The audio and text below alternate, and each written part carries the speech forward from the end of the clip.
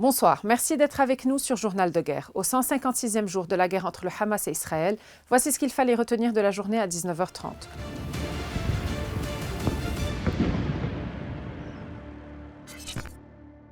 Nous commençons avec la frontière libano-israélienne. Le Hezbollah a annoncé dimanche matin avoir tiré des dizaines de roquettes de type Katyusha sur le village agricole de Méron, à 8 km de la frontière. La formation chiite a déclaré avoir agi en réponse à l'agression israélienne contre des villages du sud et des maisons de civils, y compris l'attaque contre la maison d'un membre du parti Achir B'Tselem la veille. L'armée israélienne a en effet intensifié ses agressions la nuit dernière, causant la mort de 3 personnes, Ja'far Ali Mer'i, Ali Ja'far Mer'i et Hassan Ja'far Mer'i, tous de la même famille et membres du Hezbollah. Plusieurs blessés ont été signalés et transférés à l'hôpital gouvernemental de Tebnin avec des blessures mineures, à l'exception d'un seul.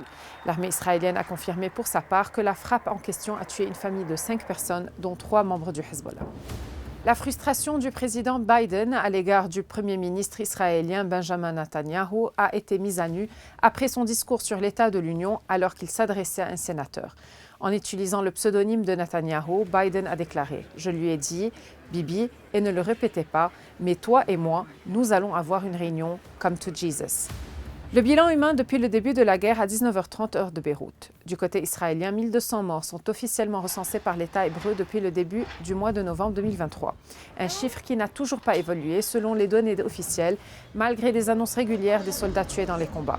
Du côté de Gaza, le ministère de la Santé a recensé près de 31 045 morts parmi les Palestiniens depuis le 7 octobre.